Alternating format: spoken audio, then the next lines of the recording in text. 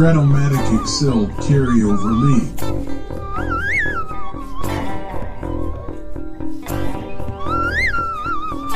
Brought to you by the Shrimp Troll.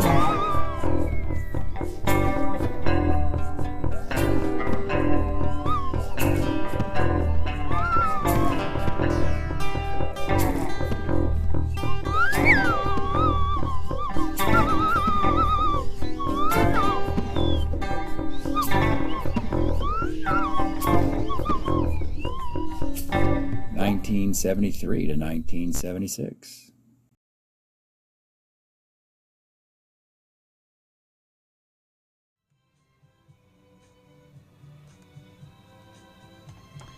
Welcome back, baseball fans. The 1973-76 Carryover League. We got a heavyweight battle today, folks. We got the best one. We saved the best for last. Post All-Star break, first round, postseason. The first and second place teams of a division, best division in the sport, and the best rivalry we have in a sport, and probably one of the best notable accomplishments of the Carryover League is getting the Cincinnati Reds and the Pittsburgh Pirates in the same division during the 1970s as a bitter, hated rivals of each other. Here's a little quick story. 1974 All-Star Games in Pittsburgh. The Reds are in town just before, and there's a brawl on the final game on Sunday. So the All-Star Game's on Tuesday, and every time the Reds players who are voted in, it was Rose, Morgan, and Bench, I think they were the first three hitters, they were booed lustily by the Pirate fans. Reds, Pirates. My goodness.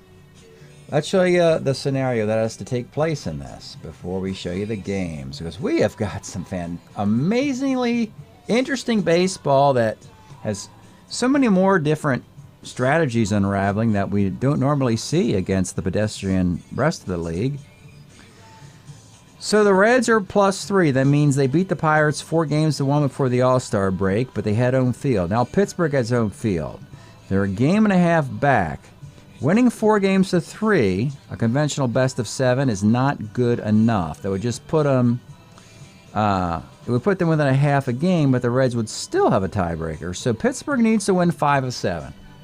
It can happen. The White Sox needed to do that, and they did. So, but it's the Reds. But Pittsburgh can theoretically achieve 5-2. So let's show you what's happened. Game 1, and it certainly starts that way, that the Pirates got some fire under them after being embarrassed 4-1 the first time they met. This thing is over quickly. This is like a first round love TKO here. Walk single, 2-run single Moreno, 2-run single Zisk, and 2-run homer Stargell. That's 6 runs. 4th inning, 7 more runs plate.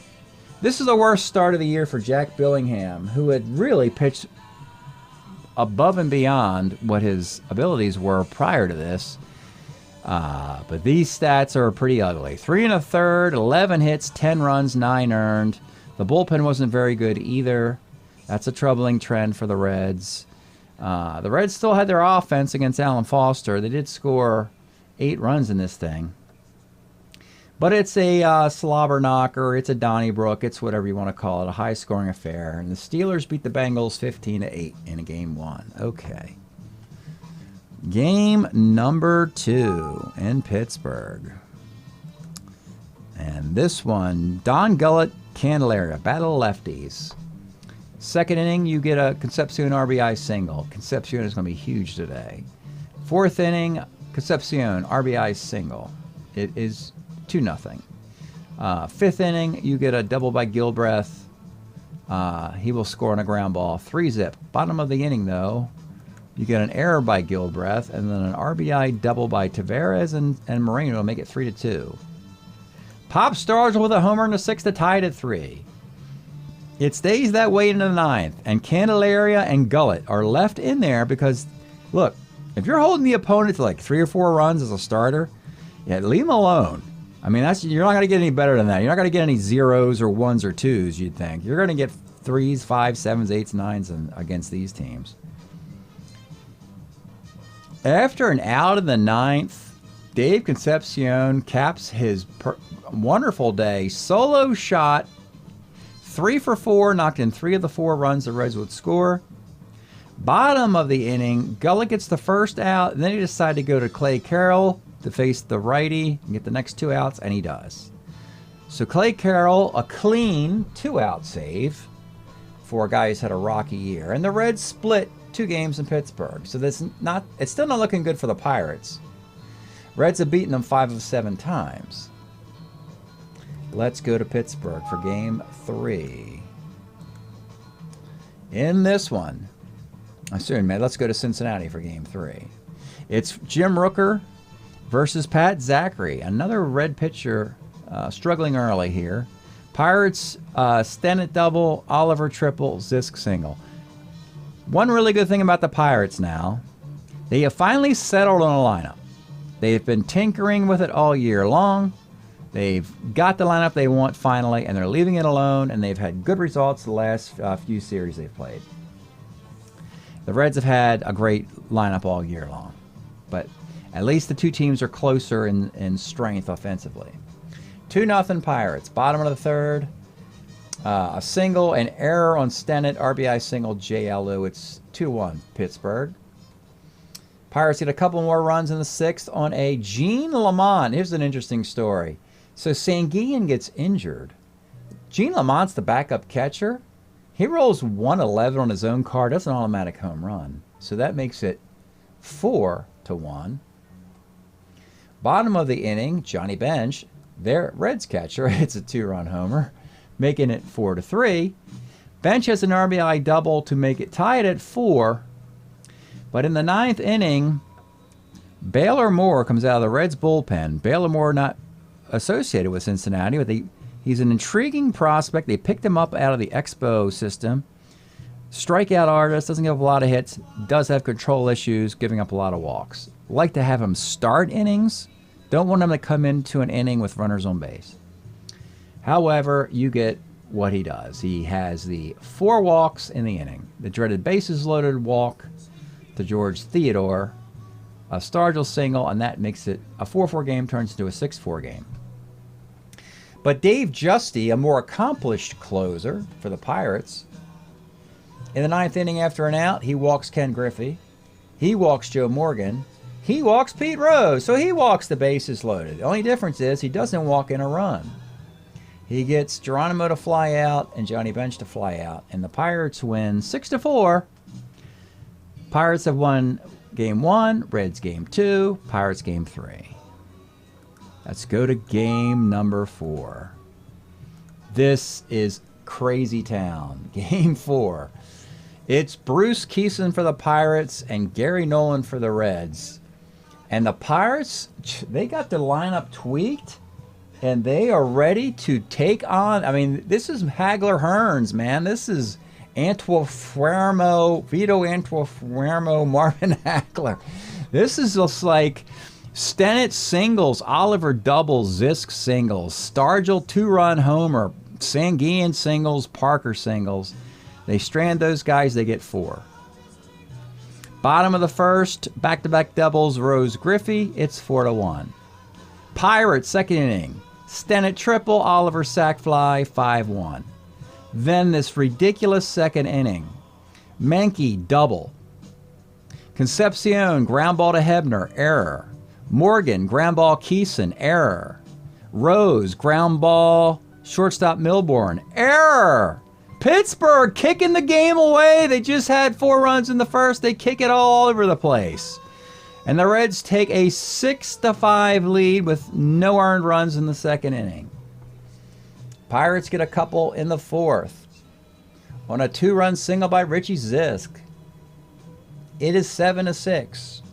They get a home run by Hebner in the 8th to make it 8-6. Then in the bottom of the 9th, they bring in Dave Justy to get a save. You remember Justy, he got a save in the previous game, but he walked the bases loaded. In the 9th inning, he walks Tony Perez. He strikes out George Foster. He walks Cesar Geronimo. He walks Dennis Menke.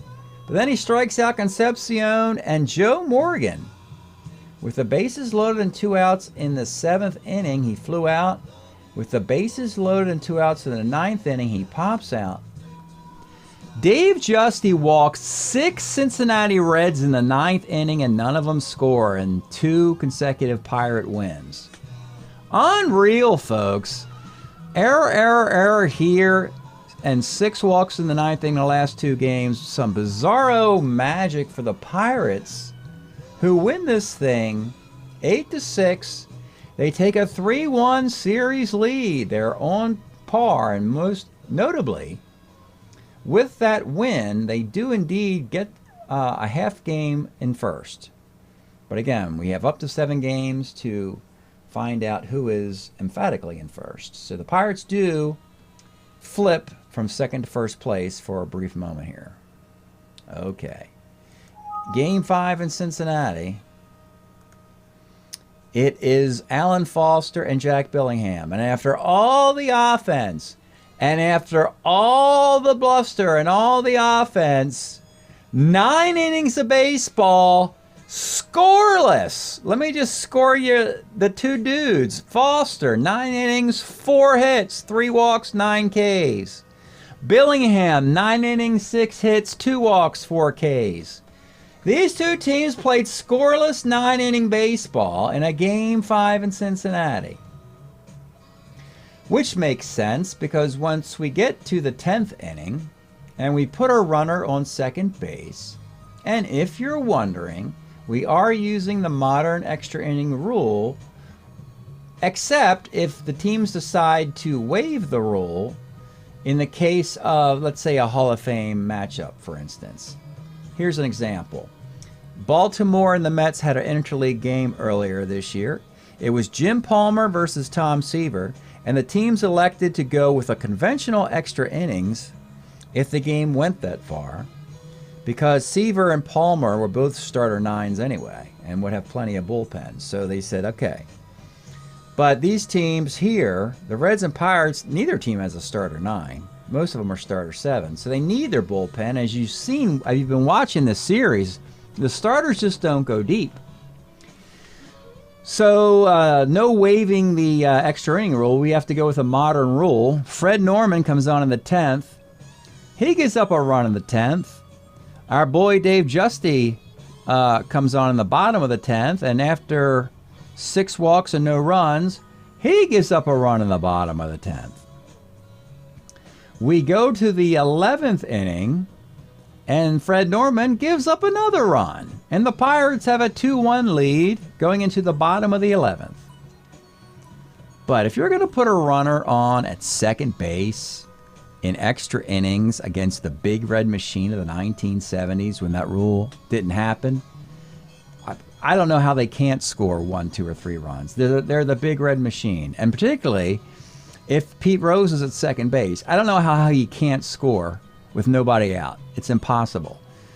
If you're wondering, Griffey singles, bench singles, Rose scores, Griffey goes to third. First and third, nobody out. Tony Perez walks, bases loaded, nobody out. What are you going to do against the big red machine?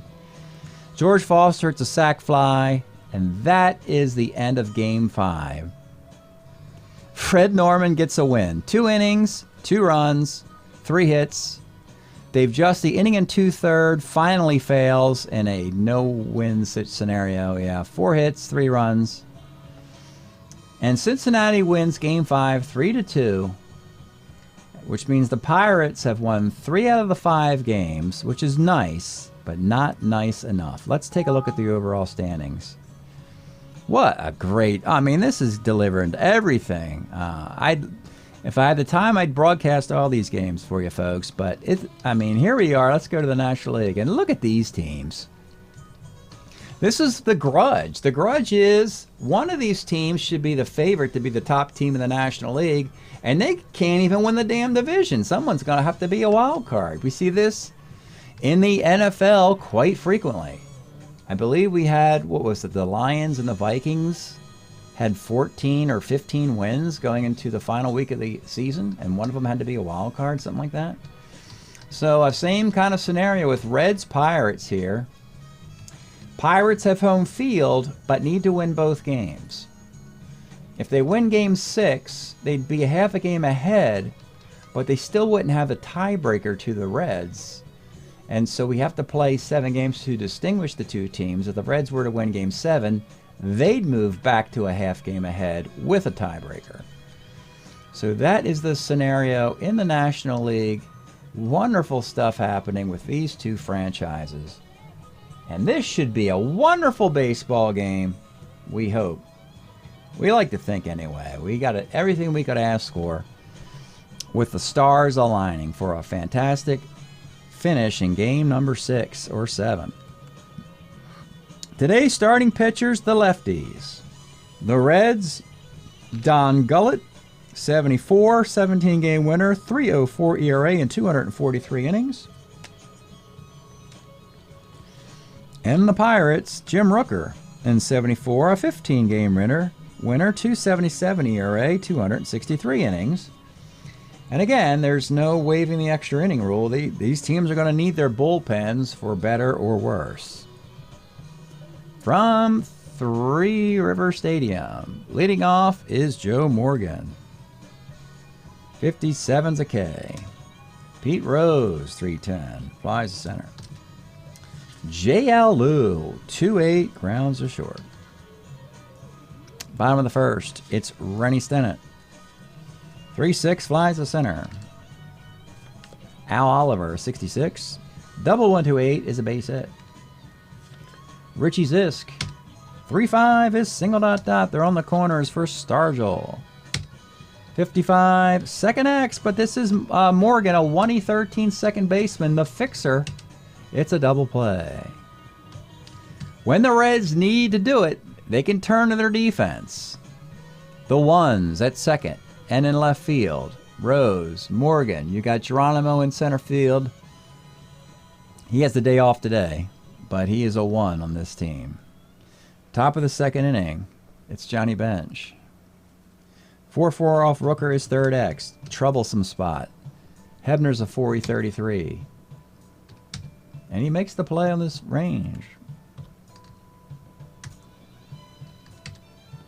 Tony Perez, 3-5. Single 1-18, and he gets it. George Foster, he plays center field versus lefties. 5-10, catcher's X. 2E2, 2E6 Sanguian. It's a ground ball C. Runner in scoring position for Concepcion. 2-7's a strikeout. Sanguian, 47 is a K. Parker, 1-5, second. And Hebner.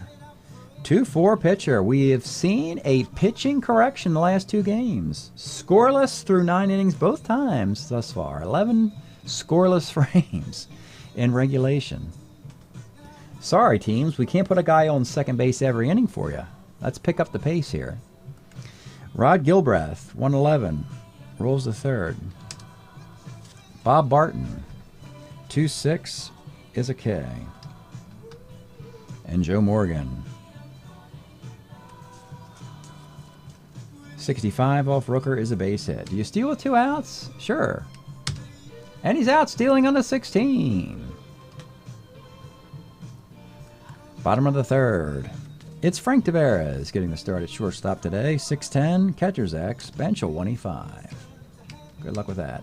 I forgot to mention him in the oneness. Yeah, so it's 4 of them. Morgan, Rose, bench, and Geronimo. Concepcion will join them in the ones club next year. Moreno, 3-6 against the lefty is a double. Runner at second, a speedy one for Rennie Stennett. 68 is a walk. First and second for Al Oliver. 6'10 off Gullett is short X. Concepcion, a 2E21. They need his defense here. They get it, a GBA. Tough break for the Pirates. Scoreless into the fourth. Pete Rose, 56 is a K. J.L. Liu, 59, second C. Johnny Bench, 111, rolls to third. This is a new scenario. I don't know who benefits in a low scoreless game. I'd probably bet I'd pick the Reds in all scenarios because, well, they can win the games with defense. They can win the game with their speed. They can win the game with their power. They have better starting pitching, and they have a better bullpen. Frankly, the Reds do everything better than the Pirates, but the Pirates are very close in all those areas. We'll put it that way. Richie Zisk, 1-5. 1-5 for Richie Zisk. Let's take a look at Richie's card of 1973. 324 with 10 home runs and 360 plate appearances. What are we supposed to do with him? I mean, this team is loaded with corner outfielders, first base, DH types. They just can't all get in the lineup. Particularly with Moreno making the roster. As a matter of fact, Moreno had to fight for playing time. They had Oliver in center field. A bunch of clunky, slugging, slow-footed types on the Pirates, and then eventually Zisk would be traded, as would be Al Oliver, as a matter of fact. But right now, 1-5 is gone, and the Pirates lead 1-0. Pop Stargell. 63, second X, Morgan's a 1-13. Makes the play. Sanguian 1-9 is a base hit. Dave Parker, 6'10. Short X, Concepcion. A 2E21 at shortstop again. He makes the play again. I'll say this about Gullett. We have followed him a few times on YouTube. He is known for putting guys on base and weaseling out of innings. So he has some nice wins and low-scoring games. But it's not like he doesn't get into trouble here and there. He's put on 1, 2, 3, 4. He's put 6 men on already. Only 1 has scored. Top of the 5th, Tony Perez. 67, 1-17 is a base hit. George Foster, 57's a K. Concepcion, 65. Here we go. Triple 1-5 off the Rooker card. He gets the triple, and the Reds are on the board. I was about to say they scored, but you may have watched one of the games. The Reds were one hit. A one-hit shutout, I believe, by Bob Gibson earlier on YouTube. So it's not like they can't every once in a while throw a clunker up there. And they also lost a series to the Las Vegas expansion team. So it seems like the Reds like to throw a clunker up there every once in a while so that we know they're human. And then they usually respond with like 15 or 16 runs the next day. They didn't score a lot yesterday, and they haven't scored a lot today, but we're tied. Runner at third, 1 out. They're going to bring the infield up for Rod Gilbreth. Nice little free agent. 2-7, let's take a look at him. He just got the hit here. Gilbreth was a Brave in 73. 74 at-bats as a pinch hitter, hitting .284. The Reds still don't have the answer at third base yet, as Rose is in left field. So Gilbreth and Mankey are at third. The Reds will either keep Rose at third one more year, keep Rose in left field one more year, or move him to third so that Griffey can get in the outfield and just go get it. It's easier to get a DH than to get a third baseman. So Gilbreth will probably be, and Mankey won't probably last very long with Cincinnati. That's a base hit, and the Reds have a lead, 2-1. Bob Barton, 67 on the Rooker card, single 1-17, but he lines out on a 20, and Rooker needed that. Stop the bleeding in this inning. We go back up top to Joe Morgan. 2-4. He flies to center field, but the Reds do some damage. Take a 2-1 lead into the bottom of the 5th. Let's pause a moment for station identification. This is the Shrimp Trawler video channel. Este es el canal de videos de camaroneros. Just a great series. No team is, they're not going to run away from each other. You know. And the only time they would run away with each other is if they get one of those ridiculous crooked number innings, which could happen at any time. You never know when those are going to happen. And a 2-1 game turns to a 9-2 game or a 10-1 game. Every once in a while, but not in the last two at least. Bottom of the 5th, it's Richie Hebner leading off. 1-6 flies to center. And it'll be Frank Tavares. 67, single 1 to 13, base hit. And it's Moreno. 66, off the gullet card is double 1 to 8. And it'll be a single ... Runners are on the corners. Got to hold Moreno. May as well bring the infield up. Keep the tie run at third base for Rennie Stennett. 55 off gullet is second X. Morgan, a 1-13, that's second base. Makes the play, but you had the infield up, which means you got the runner at second with the runner at third holding. Or you got the runner at first, I should say, with the runner at third holding. Moreno moves up to second. So you have second and third. Tavares third, Moreno at second. With 2 outs, and it's Al Oliver. No problem with left-handed pitching. 66, and Gullet makes it easy. Double 1 to 8. That's a 2-run single off the Gullet card. He can't worm out of this inning. And it's 3-2 Pittsburgh. Richie Zisk, the fans give him a nice ovation after the homer in the previous inning. 2-6, he continues with a base hit to left field. Oliver will hold at second, not wanting to make the third out at third. 2 on, 2 outs for Pop Stargell. 45, a roller to second base. But the Pirates come back. Leads changed hands 2 occasions. Into the 6th of a 3-2 game. Rooker starter 8, Gullet starter 7. It'll be Pete Rose. 56, strikes out. JLU, 62, rolls to first. And Johnny Bench, 111, rolls to third base. Bottom of the 6th, Gullet will continue. It's Sanguin. 2-7, rolls to third base.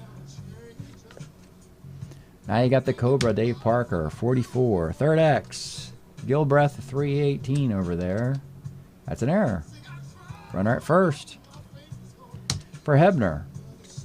67's a base hit to right field. Parker, 15 runner. Do you go coast to coast against the Alu Armo? He's got a plus arm, he will. And he gets there. Runners on the corners after going coast to coast, and it's Frank Tavares. Gullet's just going to stay in, as he's not near the point of weakness. He's just starter 7. And the bullpen, like I said, it hasn't been that great this year. Infield up. Here's the pitch to Frank Tavares. 37's a strikeout. And with 2 outs, it's Omar Moreno doing very well for this team, batting 9th. Eventually, he'll be the leadoff hitter. 56, though, is a strikeout. So Gullet survives another one. He's put a lot of guys on today. An error and a single in that inning. 4 singles the previous. 3-2 game, top of the 7th, Jim Rooker. And frankly, Jim Rooker, he's the guy you want to lean on of all these Pirate starters. He's the guy you'd leave in for 9 innings. If you can. Tony Perez. By the way, as far as the scheduling goes, there was a day off between these games. So Justy and Clay Carroll are refreshed. They can go a couple innings if needed to close it out. Tony Perez. 56 off Rooker's a K. George Foster, 1-3. Lines are short. And Concepcion, 1-8's a base hit. And Gilbreth, 2-4, rolls to short. Pirates lead, 3-2. Bottom of the 7th. Stretch time here in Pittsburgh. We are enjoying this wonderful, it's just a soul mix, folks. Just a bunch of wonderful stuff I put together, about 40 some odd songs here. From this general timeline, there's so much fun stuff from this from the 70s in here. We got Bobby Womack, Dramatics, Delphonics, Roberta Fleck, Donny Hathaway, Gil Scott Heron's in here, Harold Melvin, The Impressions, what you're hearing now, Isaac Hayes. We got Barry White's in here, MFSB, Ohio Players, Shuggy Otis, Stevie Wonder. It's a wonderful Loves theme. This is the Brilliant Impressions Fool for You from This Is My Country. Arguably one of their best records ever. Great soul mix. Couldn't pick a. These two teams deserve almost like a neutral field, wonderful music selection that can be shared in both towns. So that's what we have. Bottom of the 7th, 3-2. Gullet will continue. Top of the Pirate lineup. It'll be Rennie Stennett. 2-9. Let's take a look at Rennie Stennett's card of 1975. So Stennett's batting average, he had a 353 card. He has a 338 card where he's a 1 short in 77 or 78, I believe. In between, we got this nice card of 75. Kind of a mix of both. He's hitting 286, but he can field. He's a 2. So that's good because he used to be terrible defensively. But a nice year in 75 and 650 plate appearances. This is the card that got, well, Dave Cash out of Pittsburgh and on to Philadelphia. Rennie Stennett, 2-9, triple 1-5. That's a 2-base hit. Now you have Al Oliver. Pirates would love some insurance runs, plural. Al Oliver, 57 off Gullet as a K. I'm of the opinion that Gullet has hit the point of weakness before he leaves. That's 3 runners in this inning. Zisk, 3 for 3 today. 38, flies to center. And with 2 outs, Stargell, 0 for today. 1-4, a K, over 4. If the Pirates wanted to, they can improve their defense, but you have to take Zisk out. And Zisk has been your hottest hitter, but theoretically Zisk wouldn't necessarily bat again until the extra inning. Oh, let's do it. Let's get some defense. You need every edge possible to beat the Reds. So let's improve the defense in the corner outfield spot. All right. 3-2 in the 8th. Jim Rooker, he's a starter 8. He's not going to leave until you hit his point of weakness. It'll be Bob Barton leading off for the Reds. 58, flies to left. Back up top to Joe Morgan.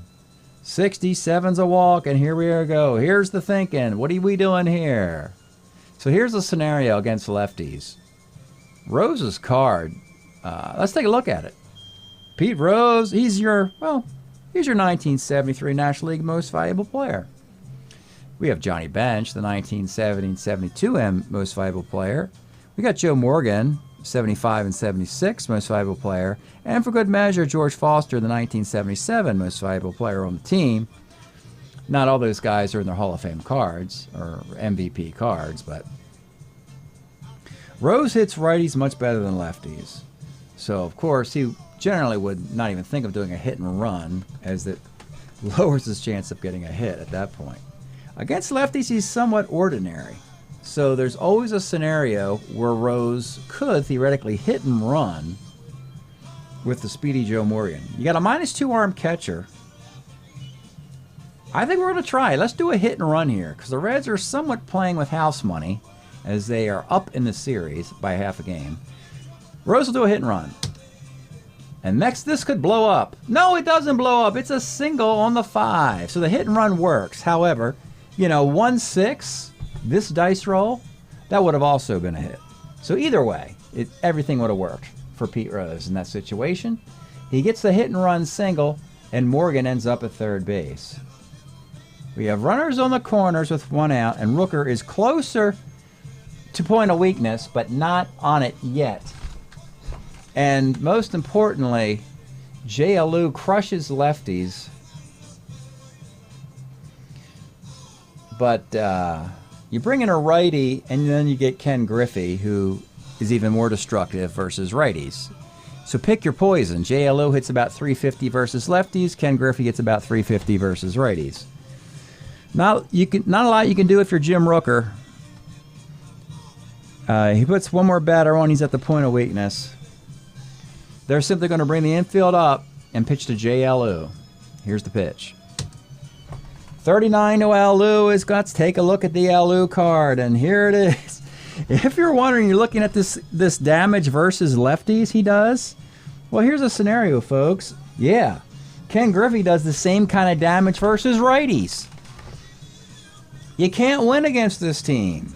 Jay Alou was an Oakland A in 73. This would have He would have got a World Series ring for this with this card.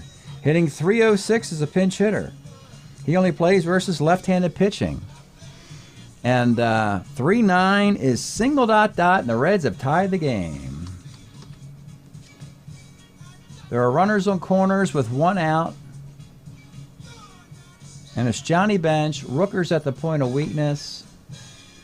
And righty, righty, righty. The writing is on the wall. He will leave after 7 1/3.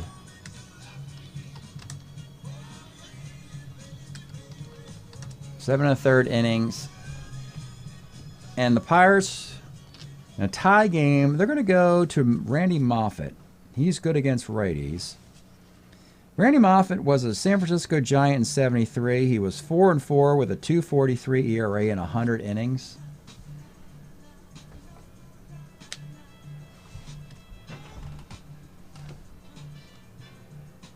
He comes on in the 8th inning. The infield will come up, and it'll be Johnny Bench. Runners in the corners. Here's the pitch. 2-10. Let's take a look at the Johnny Bench card right on cue. Oh, I mentioned the MVP. Here he mentioned he was the 70 and 72 MVP. In 1975, he was, regardless of what he did, there was no way he was going to take an MVP award away from Joe Morgan with what he did in 75 and 76. But you could have given it to him otherwise. A 283 season, 28 home runs, 39 doubles. And again, he can play first base and the outfield if you need him to. If you don't want, him to get all too many innings behind the plate and you want to keep him in your lineup, Bench was certainly willing to stay in that lineup and play other spots. Matter of fact, the 1970 card, he could play center field. So that is your 3-run homer off of Randy Moffett, and this is now a 6-3 game. Still just 1 out, Tony Perez. 69 pops to first. And George Foster, 2-8, double 1-6 is a double. And Concepcion, 67 is a strikeout. Oh boy, Pittsburgh, 6-3. Boy, this seems to look like this is what... If you're wondering, do you think this Red team who lost the World Series a year ago to the Oakland A's, do you think this team is ready to get back to the World Series and this time win it? When you look at a game like this, when you look at a series like this, when you look at the level of competition, it certainly seems that it's all there for the Reds just to take the award. Don't do anything stupid. You're the world champs. Don't mismanagement into collapse. So it's a 6-3 game. It's a 3-run lead for Gullett, who somehow today has put 1, 2, 3, 4, 5, 6, 7, 8, 9, 10, 11, 12, 13 men on base in 7 innings. And do they go possibly? Do they even think of a 2-inning save for Clay Carroll? I think they're going to do it. We have not used the 2-inning save Clay Carroll option yet. And he has struggled this year. And I'm almost curious to do this, and I think I'm going to do it. I kind of want to see if this Clay Carroll card can actually pitch a few quality innings. So they're going to pull Gullett after 7, go Clay Carroll with a 3-run lead, and ask him to get 6 outs. Is that out of the question? Of course not. Carroll was mostly a long reliever. With this card, let's take a look. 74, 12-5, 2.14 ERA in 101 innings.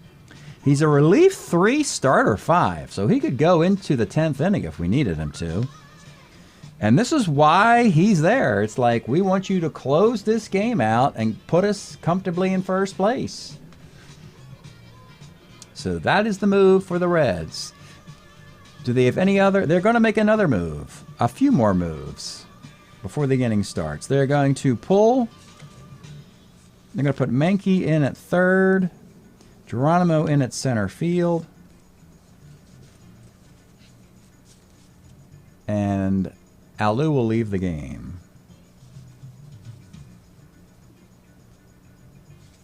He'll presently just stay at designated hitter. Bottom of the 8th inning. Clay Carroll will face Manny Sanguin. And I'm of the opinion there's no rescue for Norman. There's no rescue for Carroll in this. If the Pirates beat him up, they beat him up. Manny Sanguian, 68, pops to third. Dave Parker, 2 nines, a base hit. Now you got Hebner. 1-4 flies to center, and with 2 outs, it's Frank Taveras or the switch hit. They're going to pinch hit this other shortstop. Actually, you could pinch hit Gene Lamont. He has power. Gene Lamont will pinch hit with 2 outs and a man on. 55, single 1 to 7 off the Carroll card. He gets to 7. And I guess Taveras will just pinch run for him. Take over at short. And it's Moreno with 2 on and 2 outs to tie run. 3-8, Moreno walks, and the bases are loaded, folks. See this? I'm talking about. Carroll is shaky. Been shaky all year. Stennett does not have power. Has a homer chance on his card. It's the bases loaded, 2 outs. He had a double in the 7th. And then he had the walk in the 3rd. Bases loaded, 2 outs. Here's your pitch to Rennie Stennett. 4-12 off of Carroll. Rolls back to the mound. The Pirates are going to have to figure out how to reload them in the 9th. 6-3 game in the 9th. Morgan Rose. I want to do a lefty here. We're going to go Luke Walker. He's not the greatest, but he's left-handed. He was a Pirate in 73. 7-12, 4.65 ERA, 122 innings. It's mostly just a pitch to Morgan and Rose. Here's the pitch to Joe Morgan. 2-5. Well, there's a walk. Now, the big moment of the 8th inning is when we did the hit and run against a lefty, Rooker. Well, let's just keep doing it. They'll do it again here. Runner has to steal on an 11, and he should be safe. It's going to be close. Morgan's a double A, right? Yeah, 17, 16, 15, 14, 13, 12. He's going to be safe stealing. Now, if you're Rose, do you think of dropping one down here? You got a runner at second. But you know what? Luke Walker's so bad otherwise. They'll let Rose swing away here. 38, he grounds to third, and that does not advance the runner. So he didn't ground to second. He should have hit it the other way. He did not. And then it'll be Ken Griffey in for Alu. 2 7's a K, and with 2 outs, it's Johnny Bench. I don't think you want Johnny Bench to face a lefty here, so we'll pull him. We'll go Bob Johnson, the last Pirate pitcher. With 2 outs and a man on, Bob Johnson. With the Pirates in 73, 4-2, 3.62 ERA and 92 innings. He'll face Johnny Bench here. Trying to keep it a 3-run game. Here's the pitch to Johnny. 5-10 is a walk. Oh boy. 2 on, 2 outs. Now I got to deal with Tony Perez. 69 off of the Johnson card. Double 1, single ... and it just goes from bad to worse for the Pirates. Runners on the corners for George Foster. He strikes out. It's now a 4-run lead for Carroll. Plenty of cushion. We go to the bottom of the 9th. It'll be Al Oliver. 2-10 rolls back to the mound. A couple of days ago, the Reds were down 3-1 in this series. They're not going to win the series outright, but they don't have to. And there's Theodore, who was in for Zisk. 3-7 is a K. That would have been a K for Zisk anyway. And with 2 outs, it comes down to Willie Stargell. 67 is a pop to first. And so Clay Carroll converts the save. Doesn't give up a run. It's a 2-inning save. We'll go right to the box on this one. Cincinnati Reds did it, folks. Somewhat, well, 3-game split. Each team won 3 games of 6 played. Pirates aren't really significantly hurt. The writing was kind of on the wall. They were a game and a half back, and they stay a game and a half back. They know they're going to have to do their damage from the wild card spot. That's what the prognostication was anyway, that they were going to be the wild card team. They won the World Series 2 years ago, don't forget, but it looks like it's going to be the hard way for them this time around. So, Gullet gets the win. Carroll gets the save. Rooker takes the loss. We'll just take this right through the box score and some stats. We'll just plug in all the numbers for you, folks.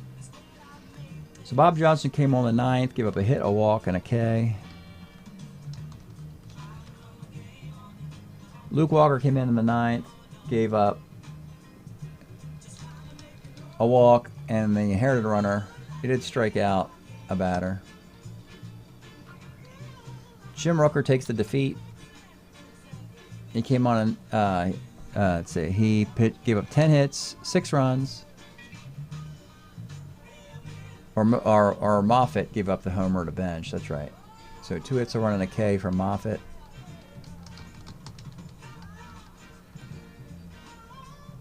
Eight hits and 5 runs off of Rooker. Walked 1 and struck out 7. Clay Carroll, nice 2-inning save. He gave up a hit, 2 hits and a walk, and 1 strikeout. Gully gets another win. He went to the All-Star game, folks. He was, of course, that one pitcher in 1975 that he was the only pitcher available in the famous Game 6. The one that Carlton Fisk won in extra innings with that home run that was at the pole in left field. Gullet was the only pitcher that Sparky refused to use in Game 6 because they needed him in Game 7. And he pitched very good in Game 7 of that one. Walk and 5 Ks. 1019, 0109, 711, 313, 711, 313, 310, 26, 26, 310. Pirates might be kicking themselves in that they put 15 men on base and the Reds only put 14 men on base, but they stranded a lot of guys. And we said that about Gullet. It's a lot of stranded runners. That is game number 6. Very satisfying to play, in this case, a 3-game split, which is technically, I guess, a tie in a series. It's like, with the notion about a tie in sporting events is like kissing your sister or whatever. But in this case, it's totally appropriate for 2 teams who have, you think, more business ahead. You think they're going to meet again in the playoffs at some point. Or you'd like to think that could happen. Wow. And again, when we look at the overall standings, it's really where we were at the top. This is where we were when we started, and we're still there. So the Pirates, in the next round, the Reds will be playing the Phillies in a best-of-5 to determine seeding. And the Pirates will play the third-place team in the East, one of these squads. So there's a chance the Pirates could move up and the Reds could move back down. It's always a possibility in this tournament. Let's go back to looking at the stats. Let's start with the Pirates, who are 20-13. They are hitting .293 with a .346 ERA. Both marks slightly better than Cincinnati, by the way. Justy's been a great closer, 3-1 with 8 saves. Starting pitching, Rooker's just 3-5, Candy's 2-3. But the other guys, this is kind of a reverse logic here. The number 3 and 4 starters for Pittsburgh, the weaker righties who are only starter 6s, they're 11-4 combined. Bruce Keese and Alan Foster. Power department, Pop Stargell, 10 of them. 10 dingers, 23 RBI for Pops. Not a lot of stolen bases on this team. The leading hits, Al Oliver, 55 for 148. Oliver's hitting .372. And the Cobra, Dave Parker, 51 for 113. 51 for 136, I should say. .375 for Dave Parker. He did go to the All-Star game. The Reds. Folks, it's crazy, but Don Gullet is now 9-0. He was an all-star pitcher. Billingham, you saw that start. He got lit up. He got bashed around in Game 1. That's the only loss. Those 2 guys, Billingham and Gullet, are 15-1. Put this into perspective. Billingham and Gullet are 15-1. The rest of this franchise is 7 wins and 11 losses. It's interesting because, Gary Nolan, he had a brilliant 71 card, then he had an injury, and he didn't really come back and be effective until 75. But Nolan was a reason why in the World Series I played with that card, he was the World Series MVP. And we knew that he becomes the ace of the 75 and 76 Reds when they win back-to-back World Series. Here he's just 2-4. But Gullett and Billingham have pitched significantly more innings, mostly because the Reds are through series much quicker and don't get to use their 3 and 4 starters as much. Johnny Bench has 11 homers and 38 RBIs. He's still looking up to Hank Aaron, who has a little bit more than that.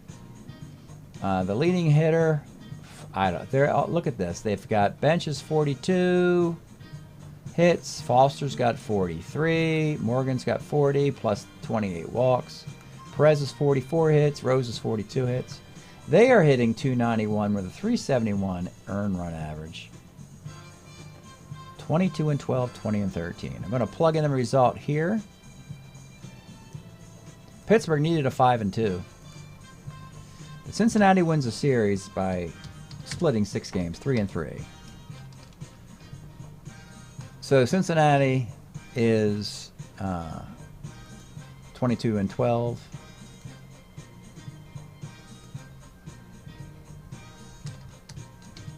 And Pittsburgh is 20-13. In their next series, Cincinnati should host Philadelphia.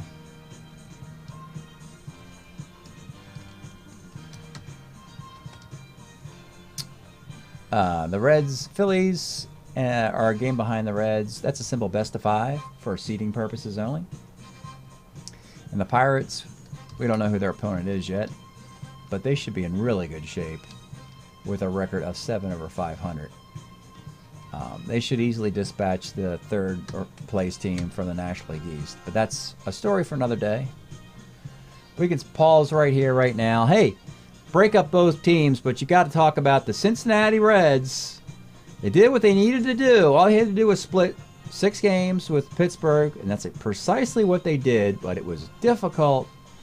Great franchises, great rosters, great baseball, classic baseball from the 1970s.